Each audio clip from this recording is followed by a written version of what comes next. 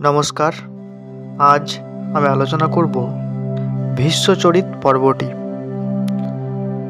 সেই কুরুপতি রাজেশ্বর হইলে লোকের মন দান ধর্মে প্রবল হইল এবং বাক্য একমাত্র সত্যকে আশ্রয় করিল। তিনি পত্নী সহবাস পরিত্যাগপূর্বক ৪৪ বৎসর বনবাস করিয়াছিলেন। গঙ্গা গর্ভসম্ভূত তৎপুত্র দেবব্রত রূপ, গুণ, আচার, ব্যবহার, বিদ্যা, বুদ্ধি প্রভৃতি কোনো বিষয়েই পিতা অপেক্ষা ন্যূন ছিলেন না। তিনি সর্বশাস্ত্র বিশারদ, মহাবল পরাক্রান্ত, মহাসত্য ও মহারথ ছিলেন। এক দিবস দেবব্রত একটা মৃগকে বাণবদ্ধ করিয়া তাহার অনুসরণক্রমে ভাগীরথী তীরে উপনীত হইয়া সরজালে নদীর জল শুষ্ক প্রায় করিয়া ফেলিলেন। রাজা শান্তনু সরিদাদরার এইরূপ অদৃষ্টপূর্ব ও গতিরোধ দর্শনে চিন্তা করিতে লাগিলেন। অদ্য গঙ্গা পূর্বের ন্যায় প্রবাহিত হইতেছে না কেন? অনন্তর কারণ জিজ্ঞাসু হইয়া অনুসন্ধান করিতে করিতে দেখিলেন দেবরাজ সতীশ এক পরম রূপবান কুমার তীক্ষ্ণ ধার অসংখ্য দিব্যাস্ত্র দ্বারা গঙ্গাকে আচ্ছন্ন করিয়া দণ্ডায়মান আছেন। এই অলৌকিক ব্যাপার নয়নগোচর করিয়া রাজা বিস্ময়াসম্পন্ন হইলেন।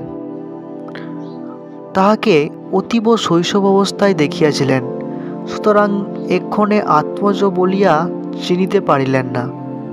দেবব্রত পিতাকে চিনিতে পারিয়াছিলেন, কিন্তু কি জানি পাছে রাজা তাহাকে স্বীয় পুত্র বলিয়া জানিতে পারেন, এই আশঙ্কায় তিনি তৎক্ষণাৎ অন্তর্হিত হইলেন। রাজা শান্তনু এই অদ্ভুত ব্যাপার নিরীক্ষণ করিয়া তাহাকে আপন পুত্র বিবেচনায় গঙ্গাকে দেখাইতে কহিলেন।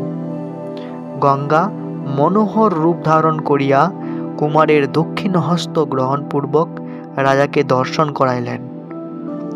পরম রমণীয় বেশভূষায় ভূষিতা ও পরিষ্কৃত বস্ত্রে সংবৃতাঙ্গী গঙ্গা দৃষ্টপূর্বা হইলেও রাজা তাহাকে চিনিতে পারিলেন না।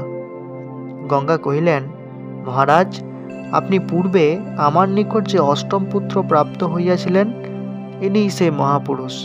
অধুনা ইনি সর্বশাস্ত্র বিশারদ ও সর্বোৎকৃষ্ট হইয়াছেন। আমি ইহাকে পরিবর্ধিত করিয়াছি। এক্ষণে পুত্রকে গৃহে লইয়া যাউন।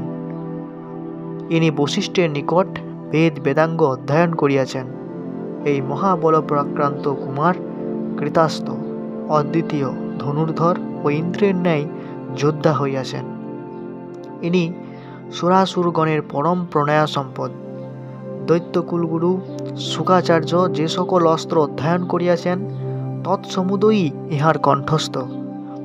সুরাসুর নমস্কৃত বৃহস্পতি যে সকল শাস্ত্র পরিজ্ঞাত আছেন, ইনিও তৎসমুদয় অধ্যয়ন করিয়াছেন। শত্রুবর্গের দুরাক্রম্য, মহাবল, প্রবল প্রতাপ মহর্ষি জামদগ্ন যে সকল অস্ত্র শিক্ষা করিয়াছিলেন, এই পুত্র তৎসমুদয়ে সুশিক্ষিত হইয়াছেন এবং রাজধর্মে ও অর্থচিন্তায় সুনিপুণ হইয়াছেন। অতএব মত প্রদত্ত এই অশেষ গুণসম্পন্ন পুত্র সমীপে ব্যবহারে গৃহে গমন করুন। রাজা গঙ্গা কর্তৃক এরূপ আদিষ্ট হইয়া সূর্যের ন্যায় দীপ্তিমান পুত্রকে লইয়া স্বনগরে প্রত্যাগমন করিলেন। রাজা শান্তনু পুত্র সমীপে ব্যবহারে অমরাবতী সদৃশ নিজ রাজধানীতে উপনীত হইয়া চরিতার্থ ও কৃতার্থন্য হইলেন। এই বলিয়া ভীষ্মচরিত পর্বটি শেষ করিলাম।